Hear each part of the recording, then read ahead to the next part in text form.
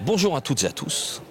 Je me trouve ici à Douai, nous sommes le 30 mars et nous avons eu écho qu'une association allait faire des démonstrations de combattants Jedi. Alors plus que le rêve de Star Wars, apparemment c'est devenu un réel sport. Alors je suis François Asté, bénévole et artiste à la Baraque aux Arts. Donc Philippe Terret, président de la Baraque aux Arts et libraire. Pouvez-vous nous expliquer, ici à Soleil Levant, mais surtout pour les gens qui vont regarder, qu'est-ce qui se passe à Douai ce 30 mars 2019 ? Alors c'est une journée spéciale de Star Wars pour rebondir sur les vitrines qui sont dans le même thème. Et il va y avoir diverses activités comme avec les combats au sabre laser, les initiations, mais il y aura aussi des quiz, des jeux vidéo, jeux de rôle. Alors nous pour la Baraque aux Arts, c'est de pouvoir exposer des œuvres d'art de 15 artistes régionaux. Et on a utilisé le thème de Star Wars cette fois-ci, puisqu'on change les vitrines tous les 2 mois. Et pour pouvoir animer aussi le cœur de ville de Douai avec des combats de sabre laser.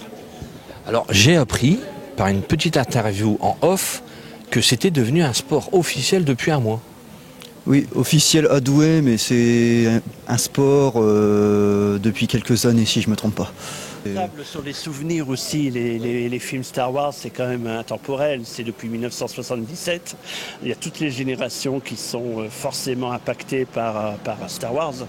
Et voilà, c'est pour ça que les gens ont la pêche en voyant effectivement des combats de Jedi, de Dark Vador dans la rue.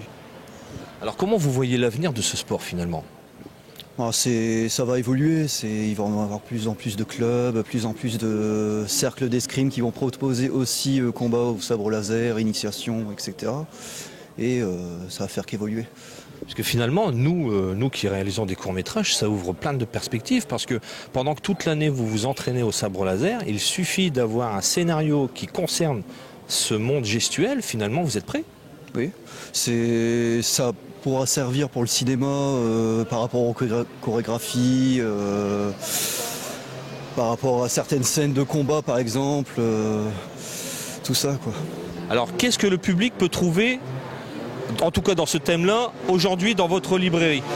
Ils vont trouver des bandes dessinées, tous les bandes dessinées Star Wars, des romans Star Wars, mais également des œuvres d'art créées par des artistes. Donc on a des Yoda, on a des Dark Vador, on a des photos prises par des artistes également dans le domaine de Star Wars pour plaire au plus grand nombre, tout à fait. Qu'est-ce que tu penses de cette initiative et de ce sport qui est du coup tout neuf ? Moi je trouve ça génial qu'on ait ça à Douai. Vraiment, je sais qu'il y a pas mal de gens qui se plaignent, qui rien, qui pas d'événements. Je trouve que c'est une super initiative, c'est vraiment un gros travail de passionné. Et je trouve ça génial, ça amuse les gens. Je suis là depuis ce matin, ça amuse tout le monde. Les gens ils sont curieux, ils viennent voir. Et puis pour ce qui concerne le sport, et je comprends tout à fait en fait qu'il y ait des gens qui ont envie de reproduire ça, qu'ils aient la motivation en fait de le refaire en vrai. Je partage un peu le domaine du rêve parce qu'on reste d'une part dans la fiction, mais on veut ramener ça à la réalité. Donc il y a des gens qui sont tellement investis que ça devient un sport. Effectivement, ça s'inspire vraiment beaucoup de véritables arts martiaux asiatiques. Il y a des Jedi et tout, c'est génial. C'est bien d'être Jedi dans Douai, moi j'adore. Alors à qui ai-je l'honneur ? Alors vous avez honneur à Maître Qui-Gon Jinn, Maître Jedi, donc, qui enseigne l'art du sabre laser au cercle d'escrime de Douai. Pour l'instant, à titre initiatique, et à partir de septembre, dans une section Académie de sabre laser de la Fédération d'escrime. Alors comment on arrive maintenant à faire une académie, un encadrement sérieux, alors que c'est venu d'un film finalement ?